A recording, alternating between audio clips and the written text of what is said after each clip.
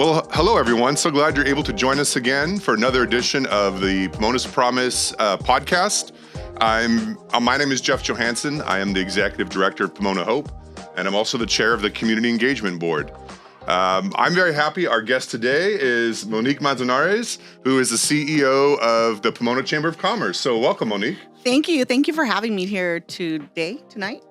Whenever folks are listening, yes. Yeah, right. Wonderful. So, Monique, obviously I've been involved myself with the Chamber, but for folks that don't know much about the Chamber of Commerce and what their work is, would you be able to give us sort of an overview of what it is you do? Sure. So a lot of people, when I ask them, do you know what a Chamber of Commerce is? They say, no.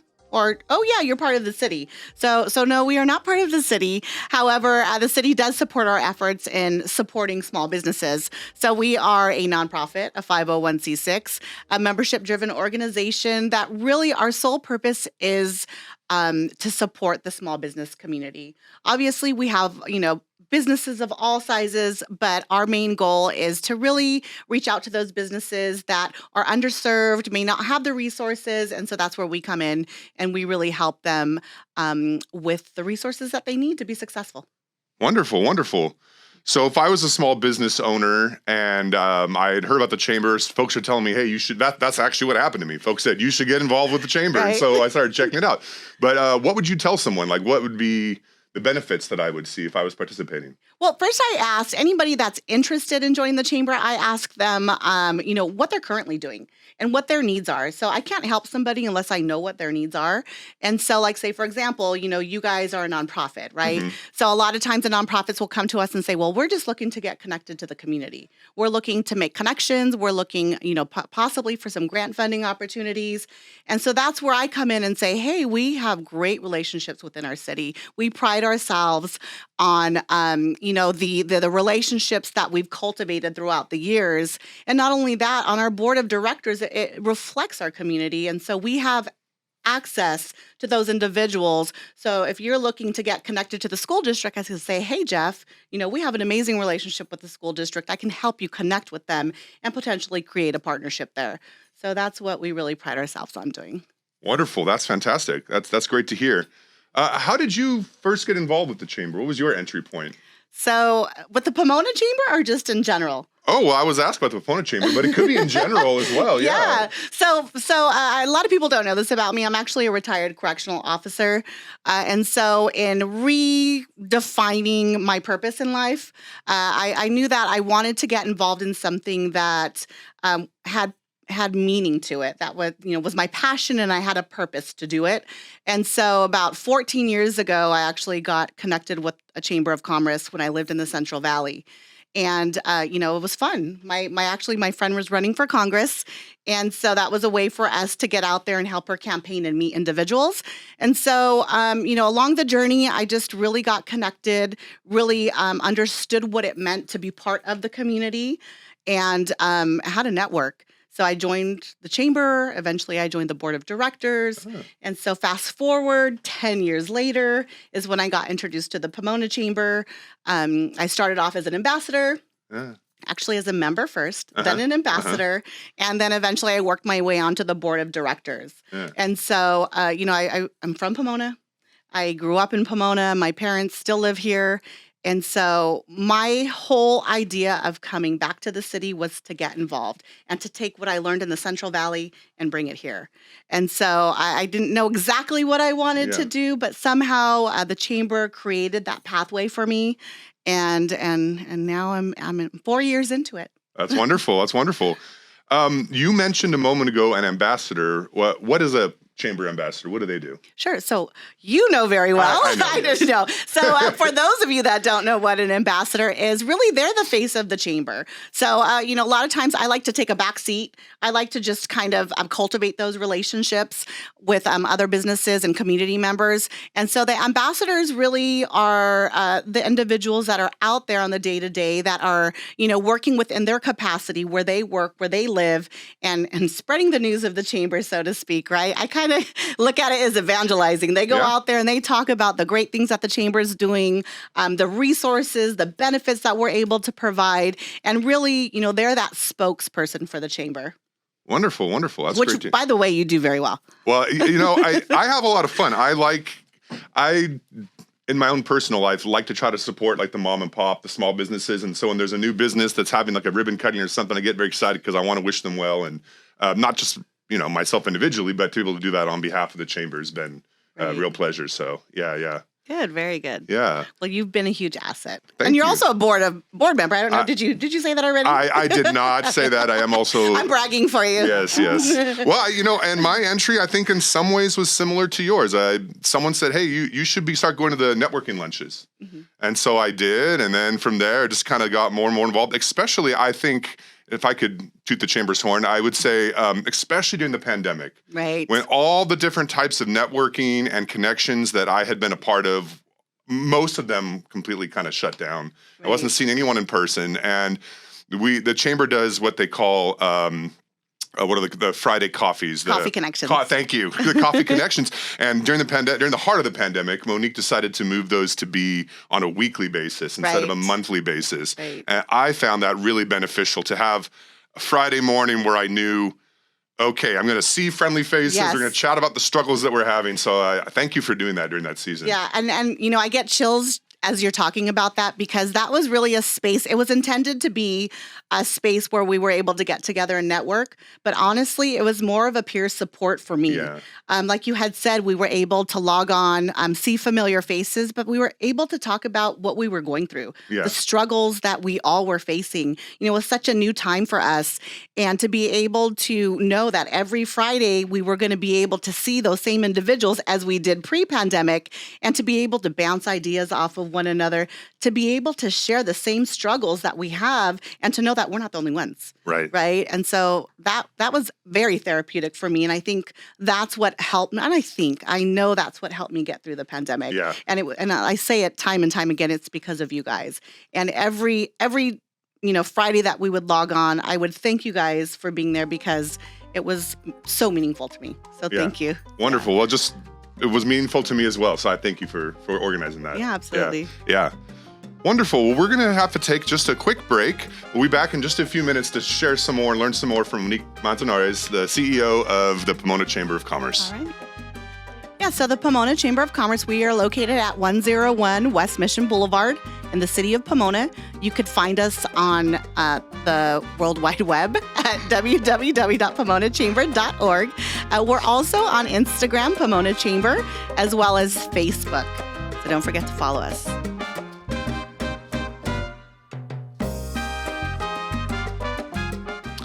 All right. Well, we're back with Monique Manzanares. And Monique, I wanted to know, have there been any success stories that you would like to share? Maybe a small business, or it could be a medium or large size business, but where they've really appreciated their involvement with the chamber in a way that's been impactful to them. Sure. So I'll start out with one. This is actually when I first came on. Like I had said, the chamber strives on supporting small businesses. And so when I first entered into my position about 4 years ago, I came across a barber, and, he was like, I think I want to join. I'm not sure if I want to join, but I think I do. I says, well, just come out to our events and see how they are, see if you like it, see if you jive with everybody. And so he came out, and then he's like, this is kind of cool. I like it. And then so as he started to get involved and he started to come to more meetings, I was like, hey, you should become an ambassador. So he's like, well, what does that mean? Like, what do I do? I already explained what it is, right? And I gave him the same spiel. And so he's like, yeah, I'm going to give it a try, because, he had just opened up his barbershop, or he had expanded his barbershop. He was looking for new barbers. Obviously, he was looking for new clientele. And he had said, I'm looking to really make connections in the city. He's like, I don't, our clientele isn't happening, and people aren't coming in as fast as we thought. So I really want to make some good connections. Lo and behold, it happened to be a No Shave November coming up, right? Oh, okay. And so we were able to introduce him to the police department. He was able to cultivate that relationship. He actually put on an event over at a local brewery where he did the No Shave November event with the police officers, Pomona Police Department. And from there, he just blew up. And after that, it's like a blessing and a curse at the same time, because as we help these businesses grow, then they grow away from us. They're not as involved as they used to be. But like I said, it's a blessing for the business because it puts them in a spotlight where they're able to grow their business and achieve success. So that was one of the first success stories that I encountered. Another thing, a lot of people come to the chamber and they think that we're all about networking, about having events, having fun, which we are, but we also mean business as well. And another thing that the chamber prides ourselves on is advocacy for our members. And it was actually during COVID when we were doing a PPE giveaway, I came across a business owner, and he, came and picked up some equipment, and he says, "What does the chamber do, by the way?" He goes, who's giving this to us? Like, why are you guys here? And I explained to him what I do and what the chamber does. And he says, "You know what? I need to join." His family has had a local restaurant here for over 30 years. Oh, wow. And he himself was going into business and opening up, partnering with somebody else and opening up a cigar lounge. And so he says, "Hey, I think I should join the chamber, but really I'm having these issues." He's like, I've been sitting on this project for 2.5 years. We want to open up, maybe you can help, maybe there's something that you can do. So in speaking with him and understanding a little bit more the process that he was going through, where he was at, we were able to assist him and get him an appointment, connect him with the right people at City Hall. And our intention was to set up a meeting. Okay. Well, the work happened before we even had the meeting. City calls us and says, "Hey, you don't have to worry about the meeting. We already spoke to this individual, and we approved his CPU, his conditional use permit, and they are now a viable business." Wonderful. So it was just, it was a blessing, obviously, right place, right time. Yes. And so he is forever grateful to us. And he, says, "Oh, I owe you guys the world," but no, because that's what we're here for. Right. That's what we do. Right. That's what we do. So, and to have those success stories, like, to me, it just defines my purpose. Yeah. And also the chamber's purpose on why we do what we do. Yeah. And that's really powerful, because if I'm a small business owner, I'm opening, I don't know who I need to talk to. I don't have those connections, but if I can connect to the chamber, from there are folks that can connect me to whoever I might need. If it's red tape at City Hall, or if it's where to get PPE items, like, if I can say that correctly. And that's one other thing I appreciated too during the pandemic. I mean, obviously the chamber has members, but I think when we were in the heart of it, I remember one thing you said is, at this time, the chamber is here for all businesses. Right. Whether they're a member, I don't know if you want to speak to that a little bit. You kind of expanded and said, "Hey, we're not only going to be serving our own members, but we're going to serve the business community at large." Right. So, again, tough times, right? We didn't know what to do, where to go, who to talk to. And so what we decided at the chamber to do, and speaking with our board of directors, is, I had the idea, why don't we help all businesses? I didn't feel right turning somebody away that was applying for a grant for the city. I didn't feel right turning them away when we can help them potentially save their business and keep their doors open. And so the board of directors was like, "Yeah, of course, whatever you think, however you feel." Yes. And so that's what we did, in our newsletters that we were putting out weekly, on our social media, we were promoting all the community events that were going on, such as like food giveaways, clothing giveaways, anything that you can think of, any resource we were promoting to the community at large, whether they were members or not. Yeah. And also, again, going back to the funding, the city released some funding for small businesses. And if you had a business in the city, you were able to apply for the funding. And I had people that were non-members come to me and say, "Hey, I really need this help. I don't have a scanner. I don't have a printer. I don't even know how to work a computer. Yeah. How do I do this?" And so we were able to facilitate that. And I want to say that the chamber alone, we were able to help 67 businesses apply for grant funding, and they got approved. That's wonderful. Now, what you might not know this number off the top of your head, but what amount of those were members, and how many of those were just like, general businesses in the community? So I would say less than half were members. Yeah, that's great. That's wonderful. Yeah, very cool. But things started to open up and we started to go back to normal life, a lot of those businesses ended up becoming members. That's what I was going. That's what I would have assumed, because they probably wanted to reciprocate, and they were grateful that they made it through with the chamber's assistance. Absolutely, that's wonderful. Yeah. I just wanted. I know you said the chamber's not only about networking. You mentioned some of the different advocacy, but networking is part of it. And we briefly touched on the coffee connections. What are some of the other networking opportunities that the chamber offers? So besides the coffee connections, which occur every last Friday of the month, we also have a networking luncheon that we do the second Wednesday of the month. And then, we wanted to do something in the evening. This is something that we implemented right coming out of COVID.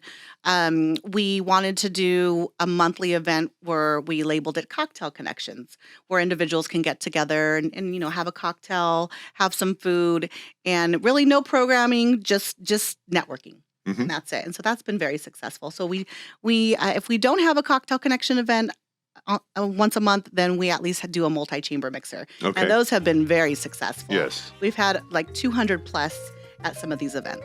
Wonderful, wonderful. And our members love it because they get to intermingle with other chamber members from the areas. Yeah, it's fun to meet some new faces or some faces maybe you haven't seen in a while. So that's always great. Right, yeah. right. Oh, very good. Okay, well, we're going to take just another quick break and we'll be back shortly. Thank you.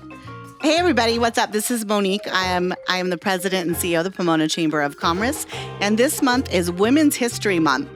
I challenge you guys to get on Google or whatever platform you're using, look up the leaders that have helped create, develop, transform the city of Pomona.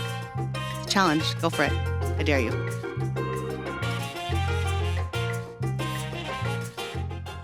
Welcome back, everyone. Once again, my name is Jeff Johannsen, Executive Director of Pomona Hope, and I'm here with Monique Manzanares, the President and CEO of the Pomona Chamber of Commerce. Now, the birth of this podcast came out of the Community Engagement Board, which is one of the 5 initiatives of Pomona's Promise. But I know Monique has been rather involved with one of the other initiatives, the Economic Development Committee. So, Monique, would you be willing to share a little bit about the work that committee has been doing? Sure. Gosh, we've been working on a project for the last 3 years. And really, it started before COVID. It is called the Business Improvement District, the Property Business Improvement District. In short, it's called PBID, along the East Holt corridor. In talking with community leaders, they have actually been talking about this project for the last 7 years. And so finally, right before COVID, we were gaining a little bit of traction. We started having discussions in our meetings, talking about how we could move forward, what it would look like, and really what we would like to see come from that project. Fast forward to 2021, when we started meeting in person, we started to involve the city. We started to involve major stakeholders along that East Holt corridor that we wanted, to open up the discussions to see how they felt about the project. We didn't want to create something where there wasn't a need in the area, right? And so, we started the engagement process. We started talking to a lot of businesses, a lot of organizations that were along that East Holt corridor, and we really wanted to understand, what are your needs? What do you see as a barrier to having your business be successful along that avenue? And so a lot of them have said security. A lot of them have said, maybe it's the curb appeal. And so, understanding what their needs were, we went back to the committee and we said, okay, let's really develop this project according to what the needs are. And so that's where we went from there. A business improvement district is a huge undertaking.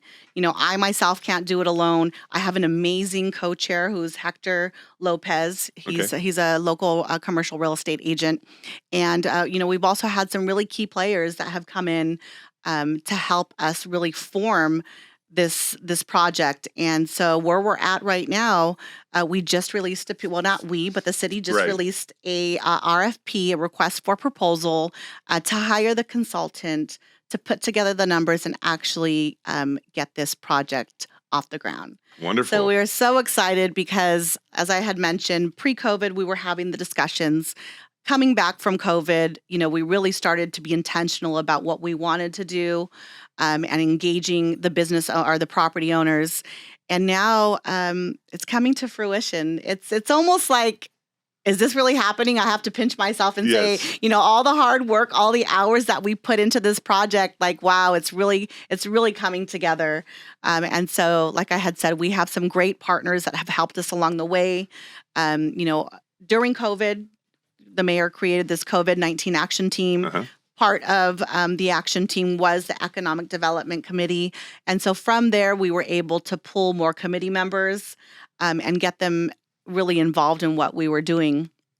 And so that's where we're at. Wonderful. We hope to, the timeline as it looks right now, we hope to hire the consultant within the next 3 to 6 months, I believe. Okay. Once we get them aboard, obviously they have to do the calculations because there's a lot that goes with the PBID. Just depending on the size of your property land. Yeah. There's an equation that goes with it. So I won't get into that because I myself barely understand it. Yes. However, the consultant is responsible for that. So once they get everything together, they figure out a number, what it's actually going to cost the property owner. Then we engage more. Okay. And then it comes to vote. It goes to council. Council is the one that overall approves it. And it's an additional tax to the businesses other than what they're currently paying. And a lot of people say, well, why do I need this? Or I'm already paying taxes. Why should I have to pay an additional tax? And so it's going to be services on top of what the city is already providing. Correct. So as I mentioned, additional security, maybe there's some street sweeping, maybe there's some power washing.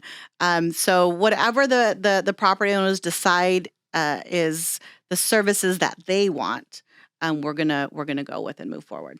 Wonderful, wonderful. And then, you say, well, why should I do this? I'm already paying. But if you look, I know many of you might know downtown Pomona has a business improvement district. And if you look at the shape that downtown Pomona is in now compared to where maybe it was 10, 15, 20 years ago, it's definitely a noticeable improvement. So I think the hope is that East Holt corridor could maybe flourish in a similar way. 100%. We're actually using the DPOA model for the East Holt corridor. We take a look at the security, the events that they have, just the overall appearance of what a PBID looks like. We want to definitely, we want to model that. Wonderful. And we know it's possible because downtown used to be a place where you couldn't walk. Right. I grew up around here, so there were times where, I would tell my family or I would tell my friends, hey, I'm going to go to downtown Pomona. They would say, why are you going to do that? Yeah. Yeah. And so, to be able to look at it and see what it is today compared to what it used to be, life-changing. Yes. And so we believe that we're going to be able to duplicate that on the East Holt corridor. Yes, I used to come down to downtown Pomona in the late 90s, like 97, 98, to go to the Glass House. Right. But it was like a ghost town. Right. There was a Glass House and there was El Merendero. Yes. I remember. And then Fox. It was at that point in time, the Fox was closed. I know it was open and then it was closed. But El Merendero was in the Fox. Yes, I remember that. Yeah. So it's definitely a huge improvement. And there's already been some improvements along East Holt, but I think the hope would be to really accelerate that, right? Right. One thing that we really have going in our favor is the city has 2 different projects in the pipeline right now that are funded that are going to enhance the area. And so, when we approach these property owners, we're going to let them know, hey, this is what the city is planning on doing. This is their stake in the game. Yeah. They're going to enhance the streets. They're going to provide more lighting. They're going to provide more trash cans. Whatever it is that the city decides to do, it's going to be to make that corridor better. And so, we're going to basically say, this is what the city has done. Now, can you help us do, and do your part? Yeah. So wonderful. Very cool. Well, I want to make sure we leave time getting back to the chamber itself. Are there any upcoming events or ways that folks can get engaged that you want to share with the audience? Sure. So as we had already touched on before, we provide at least 3 networking events per month. For members and non-members. And we also have 3 signature events per year. So the next event that we have is on April 6th. It's called our Legislative Luncheon. It's where we invite our local legislators to join us. We provide a platform that they can talk about, any piece of legislation that they're sponsoring or what they've done in our city, what they plan to do. So we just provide that opportunity for them to speak and engage with our community members and our business leaders. So that's, again, April 6th. And then we also have what's called Holiday for Heroes, which is a fan favorite, chamber favorite, community favorite event. It's where we honor our local police officers, firefighters, as well as our veterans. That happens in December. And then in July, we have our awards and installation, where we honor our businesses, our nonprofits, and then as well as inducting our new board members. Wonderful. And as someone who's attended all three of those events in the past, I've enjoyed them. They're really well put together. It's a great time of networking and learning and recognizing different important members of the community. So, yeah. Good. So if folks are interested, they could go to PomonaChamber.org. Is that Absolutely. correct? Yeah, PomonaChamber.org. Definitely follow us on Instagram and Facebook, Pomona Chamber. That is the best way to see what we're doing. Whenever we add an event to our calendar, we automatically upload it onto our social media. And so that's a really good way that we engage with our members and also just the community at large. And if you're a member, we will support your business. We'll share whatever you have on Instagram, Facebook, as well as put in our weekly newsletters. So that's really the benefit. If you're not a member, come and see me. We'll figure it out. Wonderful. Well, I want to thank you, Monique, for your time this afternoon. I want to thank you just for the way that, some folks might be in a position like that and just see it as a job, but I really appreciate the heart that you have for the community, for the small business owners, that you advocate for them, that you want to support them, you want to see them succeed, and you're doing it with heart. So I thank you for that. Yeah. Yeah, thank you. Yeah. Thank you. And like I had said, when I retired from the state, the next job or career that I go into, I want to have a passion and purpose for what I do. Yeah. And I found it. Wonderful. So I don't think I'm going anywhere anytime soon. Okay. Good. That's good to hear. Thank you. Well, thank you, Monique. I also want to thank our behind-the-scenes crew. We have Andy Quiñones and Angel Arellano. Yeah, Ariana. So thank you so much for your help making this thing come together. As I mentioned, the Community Engagement Board is one of the 5 Pomona Promise initiatives, and so is the Economic Development Committee. There are others as well related to health and education. So if you're interested in learning about any of these other initiatives, you can visit PomonasPromise.net. And thank you all, and hope you have a great rest of your day.